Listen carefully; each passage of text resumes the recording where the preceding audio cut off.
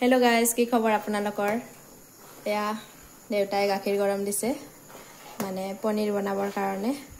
যেহেতুকে আমাৰ পনীৰ ঘৰতে বনাই বিক্ৰী কৰে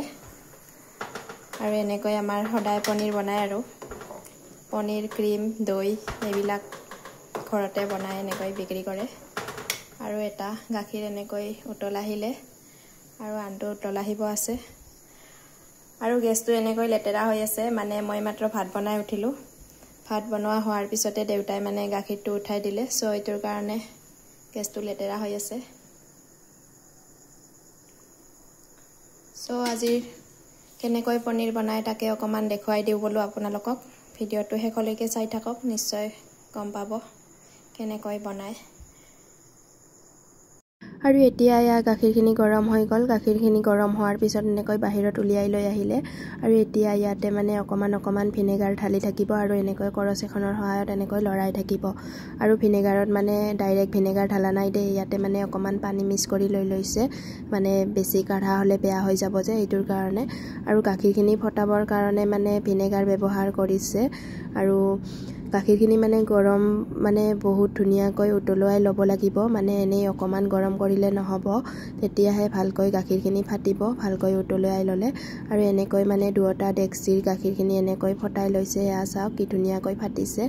আৰু এতিয়া গাখীৰখিনি আপোনালোকে কি কৰে ভিডিওটো হেকলৈকে চাই থাকক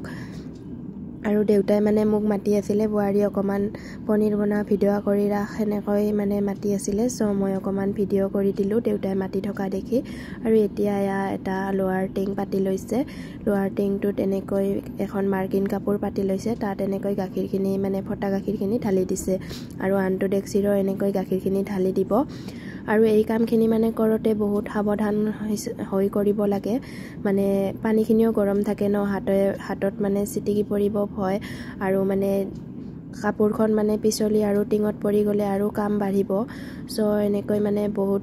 সাৱধানে কৰিব লাগে যেহেতুকে পানীখিনি গৰম থাকে আৰু মানে বস্তুখিনিও ঠাণ্ডা হৈ গলে বেয়া হ'ব সো এইটোৰ কাৰণে গৰমে কৰিব লাগে আৰু এনেকৈ এতিয়া এনেকৈ মানে এখন কাপোৰখন এনেকৈ টোপলা এটা কৰিব এনেকৈ ওপৰৰ পৰা কাপোৰখন ঘুৰাই আৰু আপোনালোকে ইয়া টিংটো দেখি আপোনালোকে লেতেৰা বুলি নাভাবিব এই টিংটোত মানে পনীৰ বনাওতে এনেকুৱা হৈ গৈছে মানে ভিনেগাৰৰ পানী ঢালোতে এই টিংটোত মানে পনীৰে বনায় সো এইটোৰ কাৰণে এনেকুৱা হৈ গৈছে কালাৰ আৰু এতিয়া এইখিনি এনেকৈ এটা মানে চৰিয়া এটা পাতি লৈছে উল্টাকৈ চৰিয়াটোৰ ওপৰত এনেকৈ পনীৰখিনি থৈ দিছে আৰু এতিয়া এইখিনি মানে এনেকৈ ওপৰৰ পৰা হেচি দিব আৰু পানীখিনি এনেকৈ ওলাই যাব দিব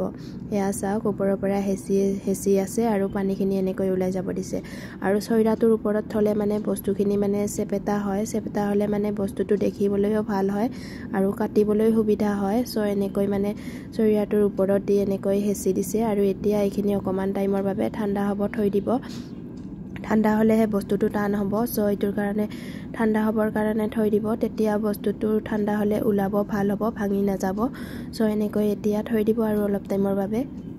আৰু এয়া চাওক পনীৰ হৈ গল এতিয়া ইয়াতে অকমান টাইমৰ বাবে ঠাণ্ডা পানী ঢালি থৈ দিব আৰু অলপ টাইম পাছত মানে ঠাণ্ডা পানীখিনিৰ পৰা উলিয়াই ফ্ৰিজত ৰাখি থৈ দিব গোটেই ৰাতিটোৰ কাৰণে তাৰ পাছত মানে অহা কালি আকৌ অৰ্ডাৰ আছে সো এনেকৈ মানে কাটি লৈ যাব আৰু এনেকৈ মানে চেপেটা হলে কাটিবৰ কাৰণে সুবিধা হয় আৰু দেখিবলৈও ভাল হয় সো আজিৰ ভিডিওটো এইখিনি আছিল বাই বাই